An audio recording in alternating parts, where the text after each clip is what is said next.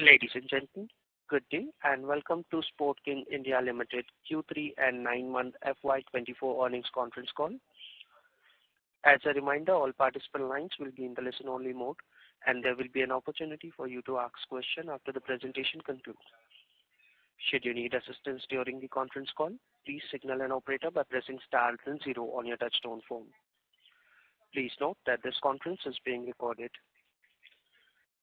I now hand the conference over to Mr. Devansh Dedhia. Thank you, and over to you, Mr. Dedhia.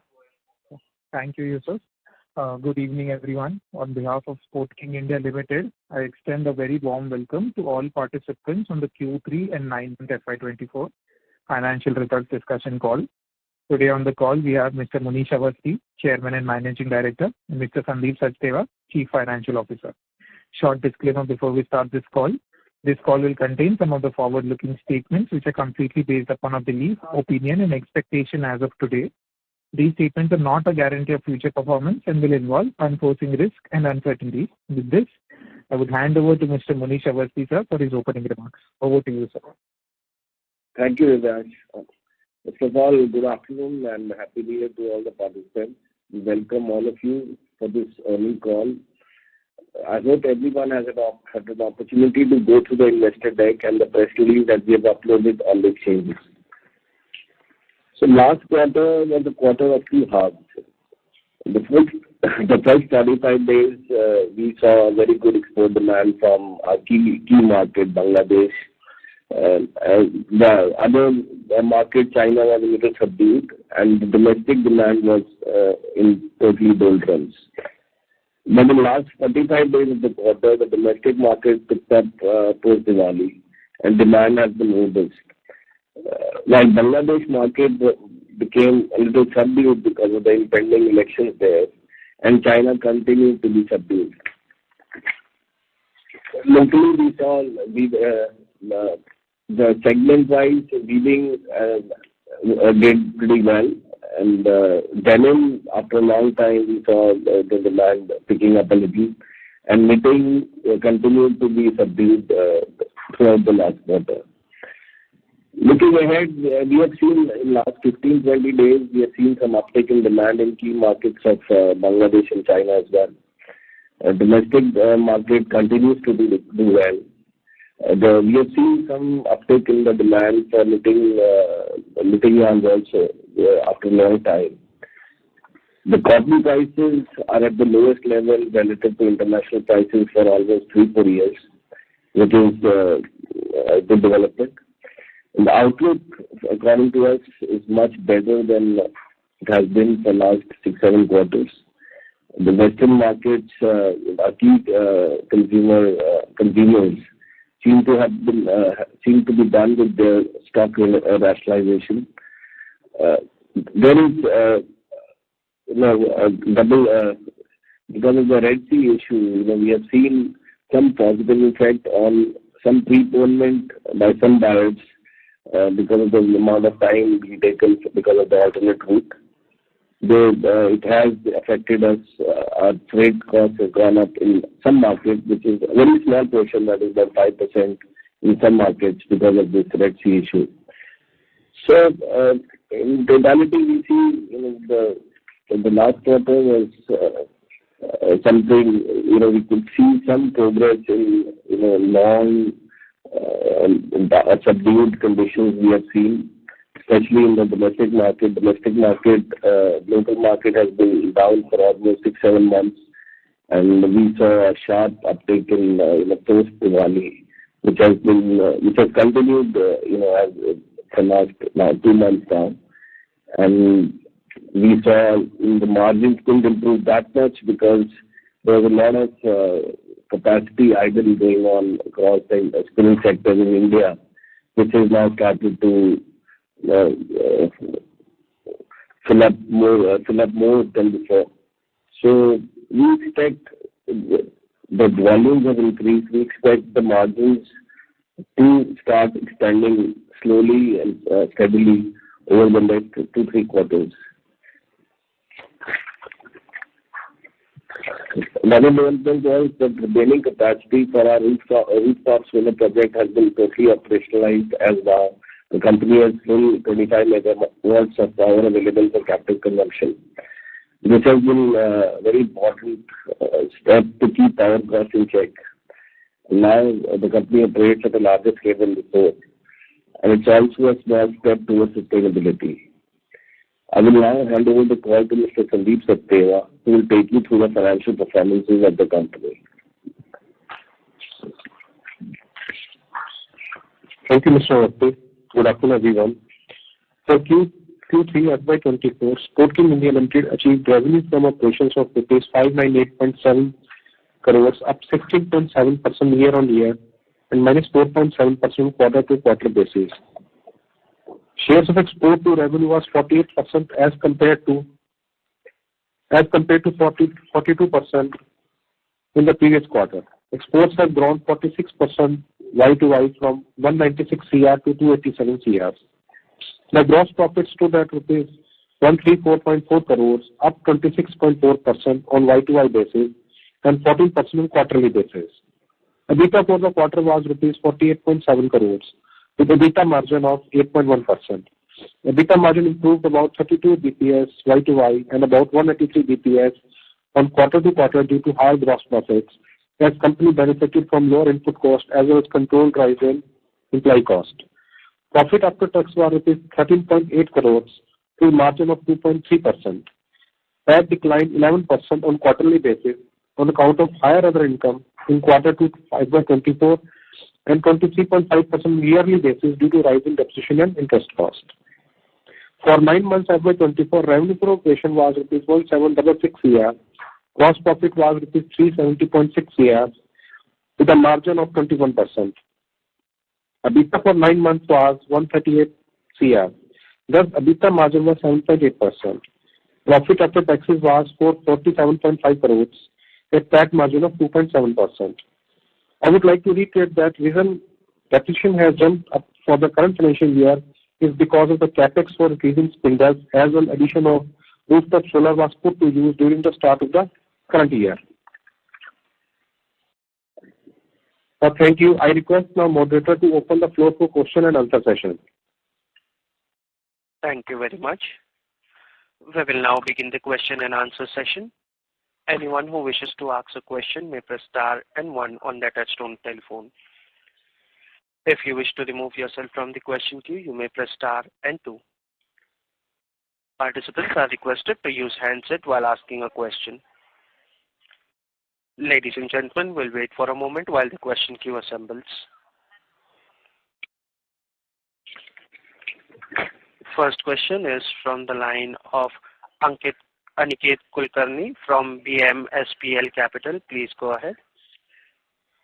Yeah, good afternoon and thanks for the opportunity. So I had a couple of questions. Is the slowdown in the China economy affecting the company's operations in any way? Either a direct effect or a spill down effect, if you can explain.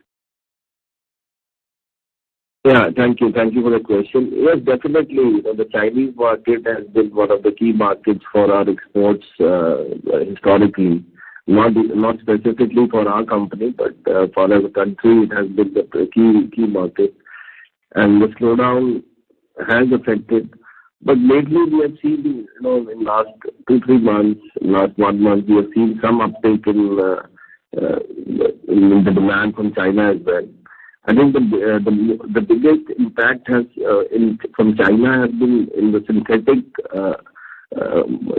market, synthetic yarn market than cotton yarn market. So there is some down effect, but it's more pronounced in synthetic yarn than in cotton and cotton-blended yarns. Okay. And I have some couple of other macro-related questions also. So, does the company benefit in any way if textile capacities are shut down in Bangladesh, due to the recent labor unrest which was going on? So, does this benefit the company or it harms us? So, I think the recent reports of the slowdown or shutdown in Bangladesh was misreported. Because for us, Bangladesh is a very key market. almost 60% of our exports to Bangladesh, and it definitely hurts us more than it benefits if there is some disruption in Bangladesh. But we have not seen anything of that sort. Of course, there was a slowdown in purchases from Bangladesh vendors because of the impending election and because of the fear of some sanctions. There was rumors of the sanctions being imposed by US and EU, which has since not happened, and the business is back to normal since then. So there were elections on 7th January, and from 15th January they're back, and they were not buying for a month, not that aggressively, but I think they're back on the table now. So things are back to normal. Okay. And do we stand to benefit from the UK free trade agreement if it materializes? Because the textile duties are expected to come down. Most definitely. See, we don't. UK doesn't import any yarns, but of course, the Indian garment sector will benefit hugely, and in turn, we being a key supplier to those vendors, definitely it will be a big boost in the longer term. In short term, it will be good for confidence, but in longer term, UK can be a big market for garment exporters from India. So definitely, it will be a huge benefit for us in the long term. All right, and one just last question on your capacity. So, if you operate at full capacity, including the new ones which have come, so what kind of revenues can you achieve? So we are fully right now, and I think this is the top. So we are looking at revenue of anything between 2,400 to 2,500 crores for the full year at this capacity. So we are working at almost the full capacity. So this is going to be at these prices of yarn. This is going to be a run rate for the time. About 600 crores plus minus 5% for every quarter. Okay, understood. Thank you so much for answering my question, and best of luck for the coming quarters. Thank you. Thank you. Next question is from the line of Varun Gajaria from Omkara Capital. Please proceed. Hi sir, Happy New Year and thank you for the opportunity.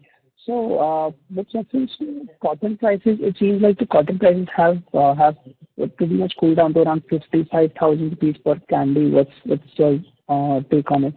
And what is the valuation of inventory that you have, or cotton inventory that you have at your end? I didn't get your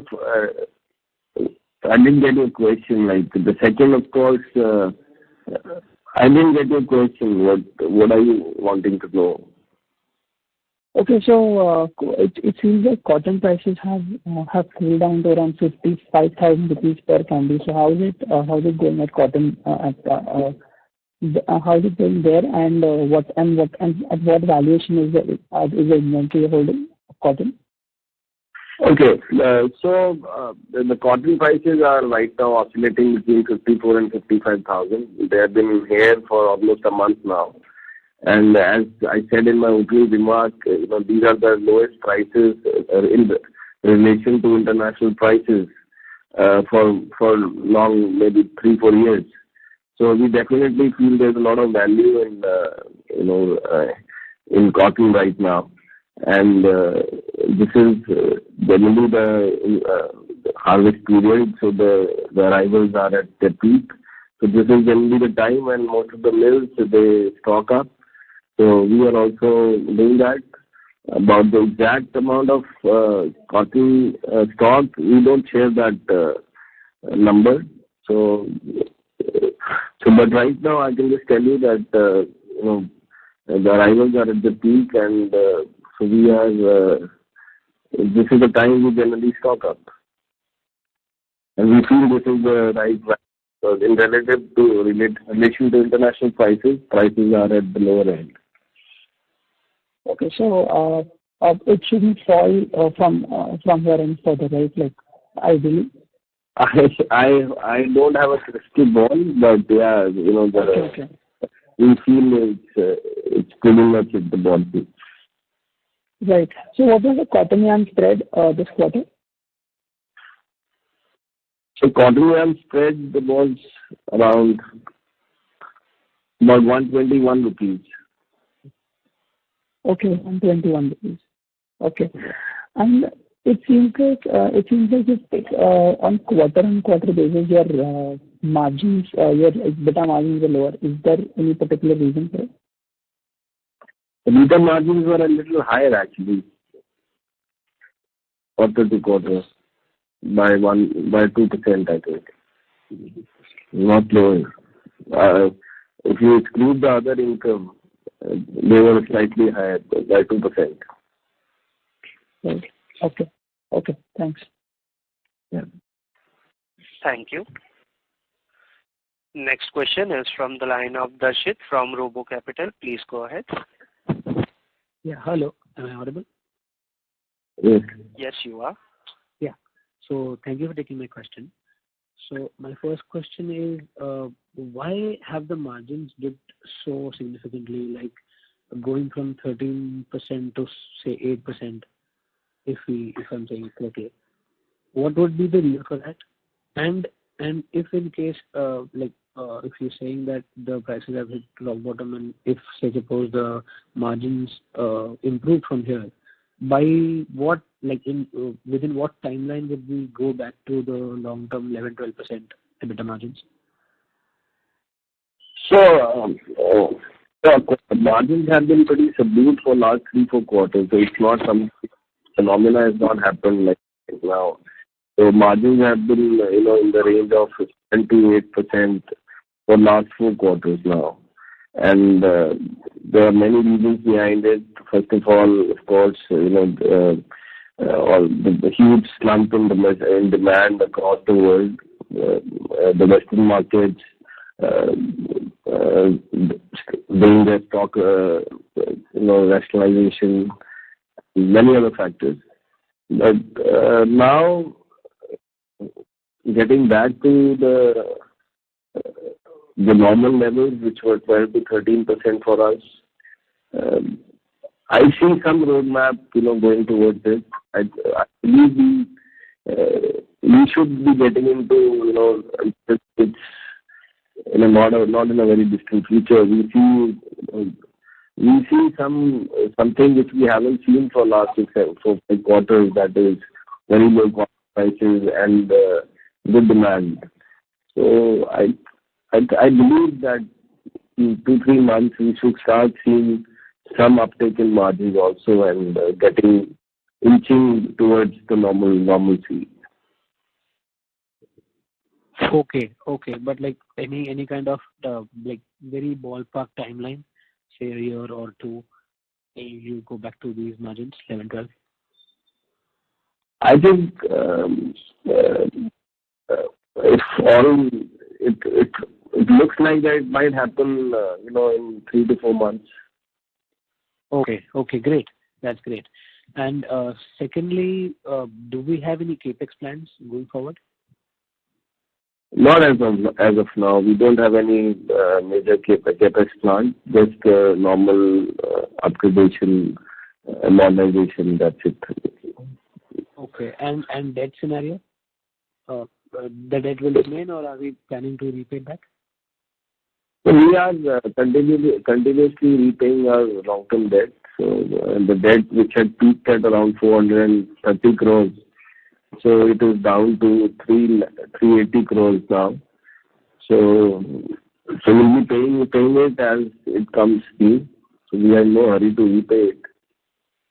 Okay, great. And finally, just last question. Any kind of, not specifically guidance, but overview over the next, say, 2 years, what do you think, the revenues might go to? Margins, we've talked about it, but what do you think about the revenues? So revenue, as I told you, like for next 1 year and 18, for like at least next 1 year, we expect the revenues between 2,400 plus minus 5%, because we are not adding any capacity in next 1 year. And they will definitely be in that ballpark. If the prices go up, yeah, they can go up by 10%, 7%, the day how the prices move. But the quantity-wise, we will be sticking to this quantity for next 12 months at least, as we're not adding anything more. Okay, so like we're running at peak capacities and we won't be doing capex, so it will be in that range. Yeah, exactly. Okay, so we're relying on realization to improve, and then we'll probably think on doing capex. Yes. Okay, great. Thank you. Next question is from the line of Keshav Garg from Counter Cyclical PMS. Please go ahead.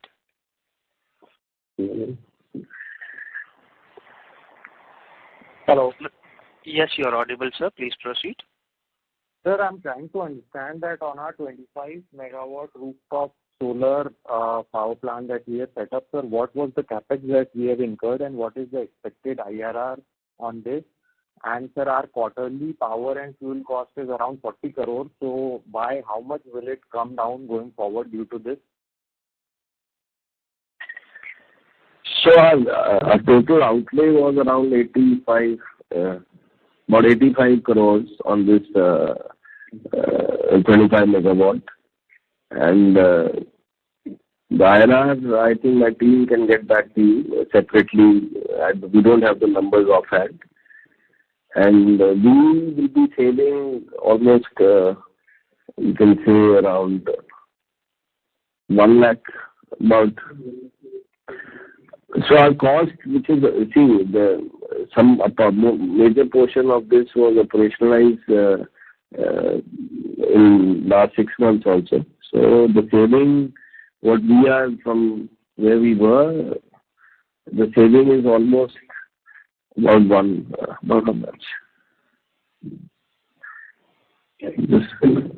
Also, I wanted to understand that, sir. About 4 crores a quarter. About 4 crores a quarter, but it goes up in the summer months and it comes down in the winter months. Great, sir. Sir, I'm trying to understand that we have capability to manufacture cotton yarn as well as blended and synthetic yarn from our facilities.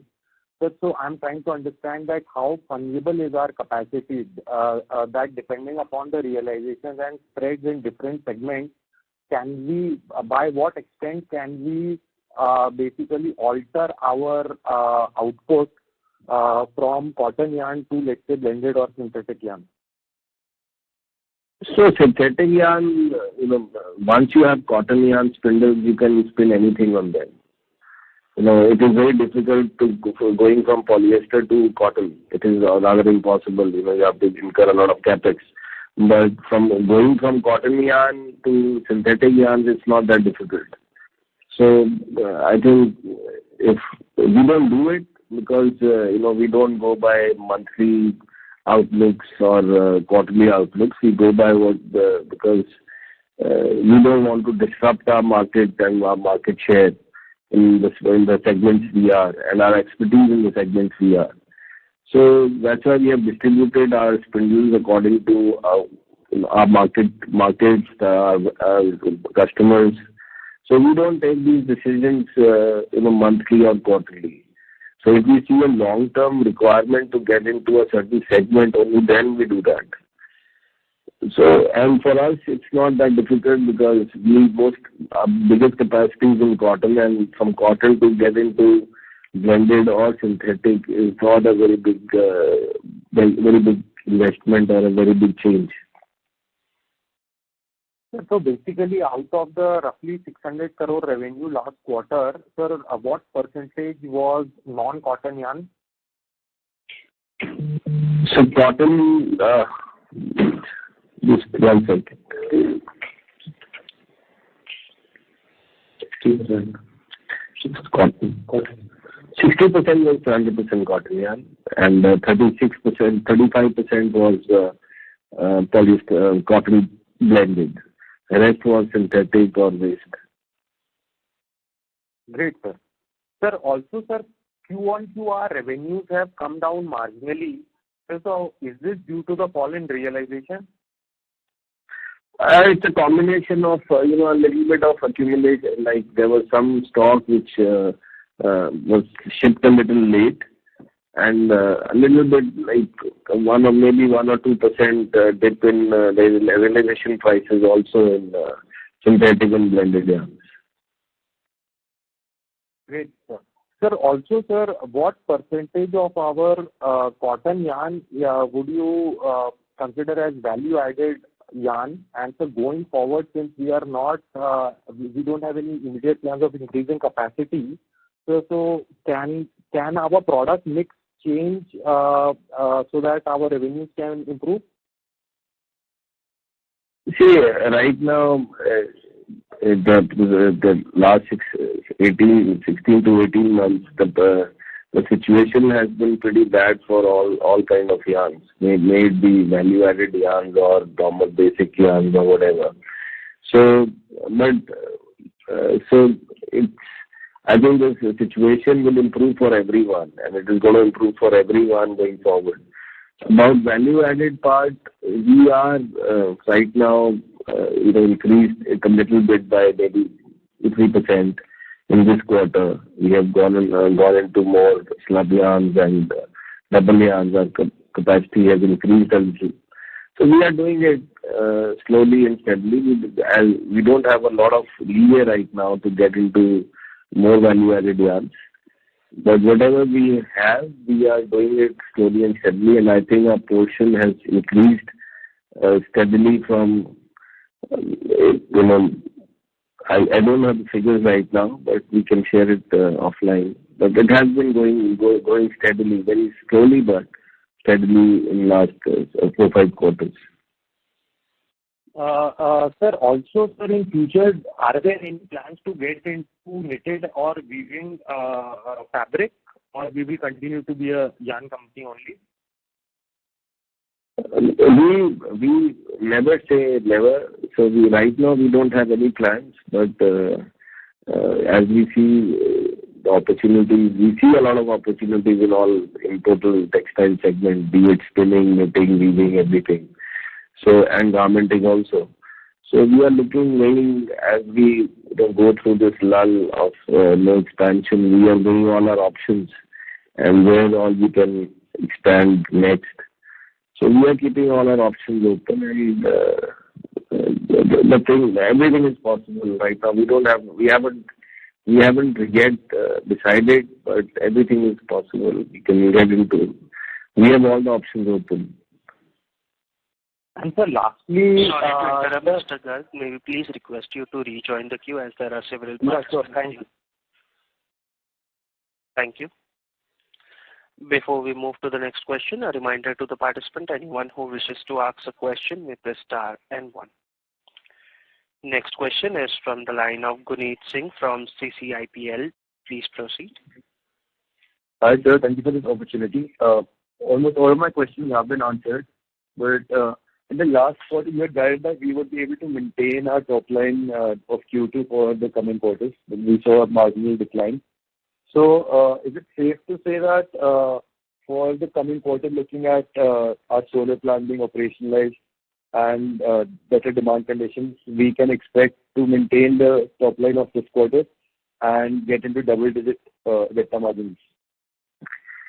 You're talking about the current quarter? Correct, Q4. Okay, the current quarter, see, I think we are at the turnover, of course, will be around the same, 600 where we are. About EBITDA levels, it's too early for me to say. We are reaching up. Let's see, we cannot commit anything right now. So no guidance, we don't give any guidance. But things definitely are looking better than what they were last quarter. So hoping for the best. All right. But we are looking to at least maintain the margins of this quarter, right? I'm not wrong. Yeah, hopefully. Yeah, hopefully. And for FY25, I mean, the revenue should look around 2,400, 2,500 range. And our Yes. It seems that we have lost the connection from the current participant. Meanwhile, we'll move to the next question from the line of Akshay from JHP. Please proceed. Yeah, thanks for the opportunity. So, what would be the current order book? So current, so we generally have an order book of 40 to 45 days. That is what it is right now. Okay. And sir, from various customers, are we getting any signals for revival of demand? Any conversation you are having with customers wherein they are saying that they may offtake more few months later? Yeah, as I said in my opening remark, that we are seeing some uptick in demand. It might not be, too early to call it the revival of demand, but we see many customers, our customers who have the utilization levels have gone up in different countries from 50-60%, they are working at 80% now. And even locally, we see it's evident that the capacity utilization of the garment is up, the orders are up. So yes, there are some signs that things are getting back towards normalcy. Things are getting, so we haven't seen this for last 17-18 months. So from what we are seeing for last 1 month. So if it continues, then of course things will get better. Okay. It's too early to say that this is now. But we feel that the worst is over and the demand is slowly and steadily coming back. It won't be a V-shaped recovery, but we see the demand recovering slowly and steadily in the next 6 to 8 months. So one thing which actually I was just seeing, our inventory days are much lower than what our competitors have actually, and that's what actually we are one of the most capital efficient players if I look at. So what is the reason for lower inventory days generally for us? So, you see, in September quarter, generally our inventories are always at the lowest.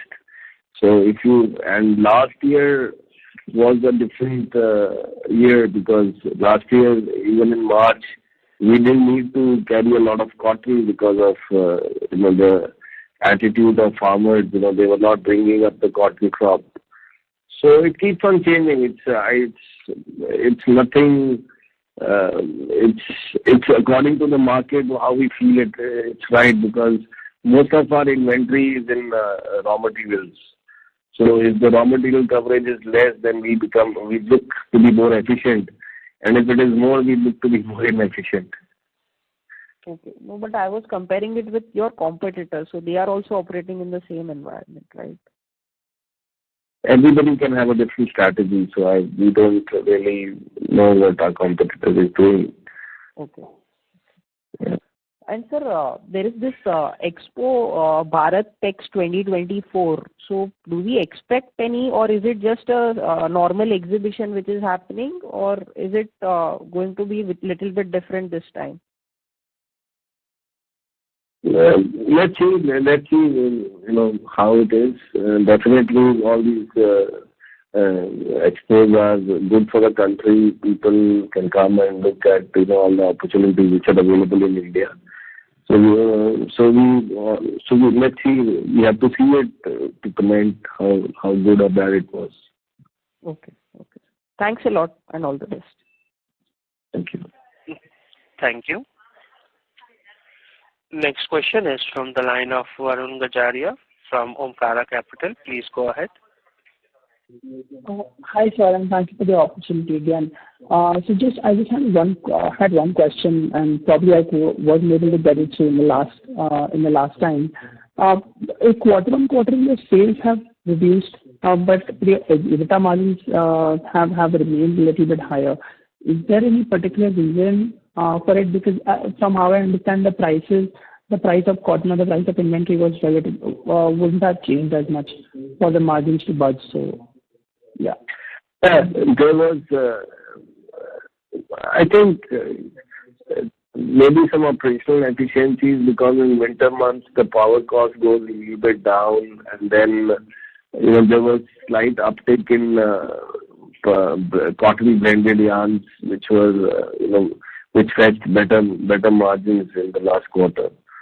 So I think it was a combination of all these things, and maybe less inventory, prices burden, in the last quarter. Before that, the loss in inventory was more than this quarter. Okay. And with the new power project that has gotten commissioned, do you expect improvement in the margins probably? No, it's already happened actually. Of course, It's already kicked in. Yeah, it's already kicked in. The winter months, of course, the contribution of solar power is very minuscule. So in summer months, of course, it should add 150 to 200 bits onto the margins. Okay. Thank you. Thank you. Participants, to ask a question, you may press star and 1. Next question is from the line of Amit Kumar from Determined Invest. Please go ahead. Yeah, thank you. I'm sorry I joined the call a little bit late, so my apologies if this is a repeat. But all of these Red Sea kind of disruptions. I mean, I see you have a fair bit of share of exports in your revenues, and with all of these Red Sea disruptions, the trading routes to US and Europe have been disrupted. Any sort of impact that you can highlight on your business in the fourth quarter because of this? And then I'll ask a second question as well. Yeah, so we discussed. In my opening remark, I said something about that, but as you have joined late, I'll reiterate. So Red Sea issue has benefited us or hurt us.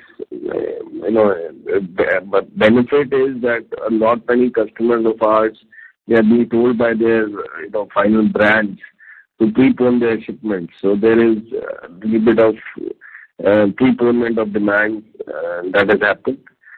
And about the freights, yes, the freights have gone up tremendously, in some cases by 3 times, 4 times. Unfortunately, for us, most of our markets, the markets where the freights have gone up contribute only maybe 4 or 5% of our exports. So it's not hurting us negatively at all. Most of our customers, vendors who are exporting to US and Europe, so most of these shipments are FOB priced. So I don't think so they are getting hit directly. But of course, if it keeps on going on and on, so this will create some kind of inflation effect, which is not desirable right now. So yeah, it's in the short term, yeah, it's not hurt us a lot, but in long term, of course, things like this they never help you. Thank you. And my second question is, we've seen, it's been more than a year since the UAE and Australia free trade agreements, were also sort of set up. Are you sort of seeing any sort of traction, any sort of opportunity, coming in from these markets? So these are very small markets for Indian exports, actually. The biggest Indian markets for export are of course EU and US.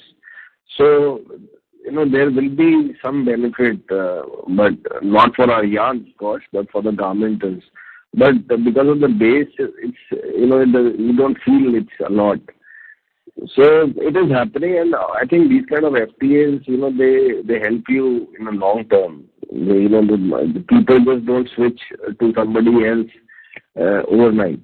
So there must be some things happening, the sampling, the new customers, people come and they visit you and they approve factories.